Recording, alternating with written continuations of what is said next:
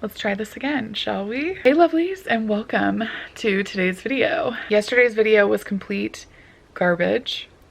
But there was no way that I couldn't put it up because it was just so typical of how life happens around here. I'm like, the day I'm gonna start vlogging to get back into it, physically, I literally was put to bed for the majority of the day.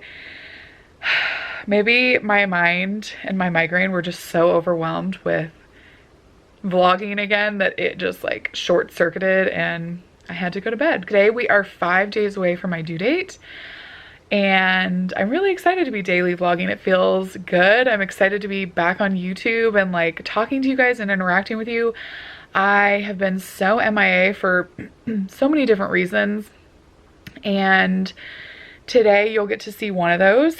I'm gonna be doing a weekly appointment today. I'm actually going bi-weekly right now. So I am still pregnant. I am 39 plus at this point. And I've been going bi-weekly for NST testing, which is the non-stress testing, and we can talk more about that later, maybe when I'm actually on my way to that appointment. Okay, pause, because I just realized I forgot. Again, this has been so hard. It's just been an added thing. It's not been like really difficult or anything, but it's just been an added to do and it's just slipping my mind. I forgot to do my heparin. So they switched me officially around 36 weeks. We started having the conversation of switching from Lovenox injections to heparin. And I waited until I was 38 weeks pregnant, and I'll tell you why in just a second. Okay, I have to get downstairs really quickly because Donald is watching Cal right now for me for a couple seconds. And he has a meeting coming up, so I have to go take over. But I just wanted to quickly explain. So in between, I think 36 and 37 weeks is what they told me, they start having the conversation with you about switching from Lovenox to heparin. If you guys don't know why I'm on Lovenox, I'll link a video down for you below in the description box for you guys to catch up. Basically, I have a blood clotting disorder, and this time around it caused me to have to do daily injections. And once you get to a certain point in your pregnancy, spontaneous labor is more common, and they said that that really spikes around 37 weeks. However, I personally know that I never went into labor with my first, and I don't know exactly if I'm ever going to with any of my pregnancies. So the doctor kind of left it up to me of when I felt most comfortable switching to heparin instead of Lovenox. And they basically really encouraged the last time, or the longest I should wait, is 38 weeks. So the day after I turned 38 weeks, I switched over to heparin injections, which one of the reasons I put it off is because it's now twice a day. So it's 2 times a day instead of once, and they also have to be drawn up themselves. So with the Lovenox injections, those were pre-drawn syringes, and now I have to use needles and draw my own twice a day. It's so time consuming, so frustrating.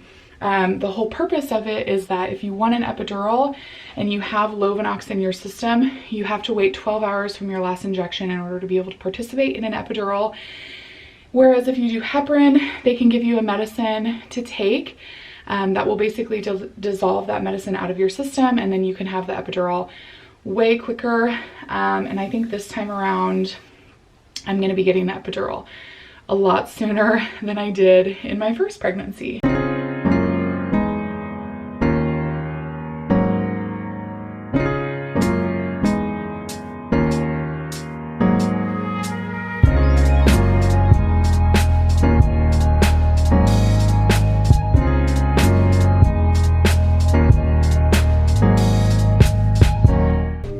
Back in the car, we are rushing to make our OB appointment this afternoon. We are stopping at Smoothie King because these NSTs, if you guys don't know what they are, they're like, at least where I go, they're a 2-part test.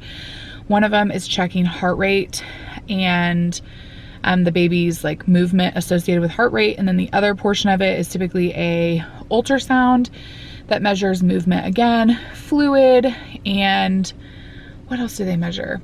Oh, practice breathing. And there's like 2 different kinds of movements that they watch.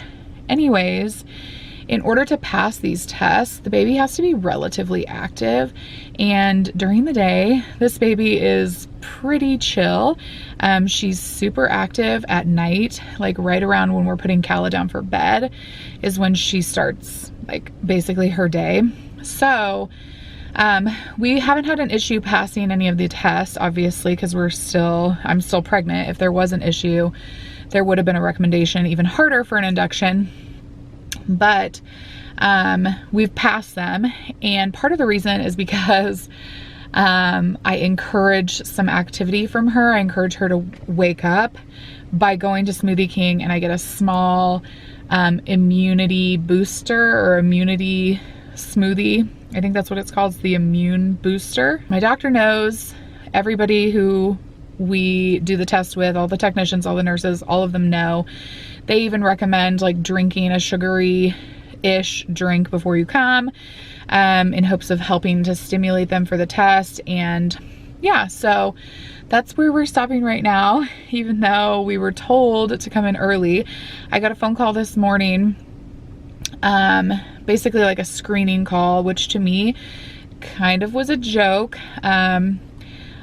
I don't know, at some point, maybe later in this video, I'll address the coronavirus and my opinion on it in general. If you guys follow along with me over on Instagram, you'll probably already know. But overall, really briefly, I don't think people are taking it as seriously at all, like even as close to as serious as they need to. And part of that reason I put back onto our government, because there's been really slow information to come out. At this point, I feel like literally all of us have already been exposed. Yet they're still trying to screen people. So when they called me, they asked, and they've been asking us for a while, but today was a little bit more in depth. Today they asked, have I been to China? Have I been to New York, California? There was like a very specific area of, I think, Africa, a republic of the Ecuador, New Guinea, something along those lines. I'm totally butchering that. And then they also asked, like, have I come into contact with anybody that has COVID-19? And I'm like, well, first of all, nobody can even get a test around here. So to be in a situation where like I have to go to the hospital, I have to be doing these checkups for my pregnancy, it just doesn't really seem like everybody has the information, the tools that they need to handle this correctly. And I think that all of it is from the top down, you guys, and it's so frustrating. We just finished with the appointment. Feels like we broke out of jail every time we leave the hospital.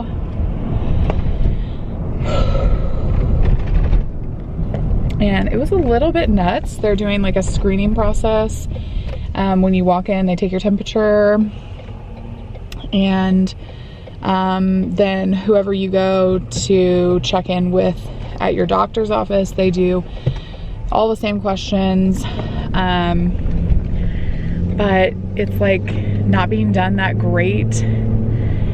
There's a lot of people being missed, and you know, we're not doing the 6 feet of social distancing, and it is a mess in my opinion. And it's not the hospital's fault, it's whoever's in charge, it's their fault.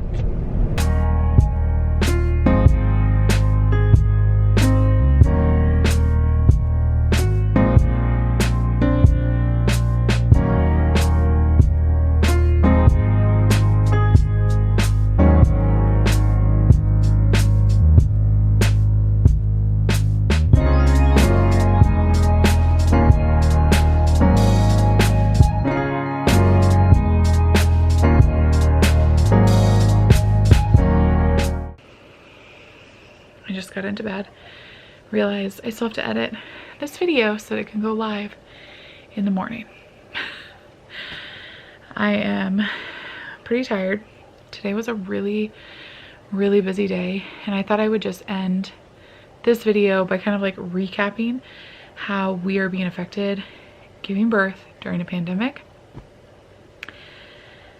I feel like I have so much to catch you guys up on, but I don't need to do that all in one video and like make it an overwhelmingly long and overwhelmingly confusing video. So as the vlogs continue, I'll be sharing more, hopefully a little less frantically than I feel like I expressed so much today.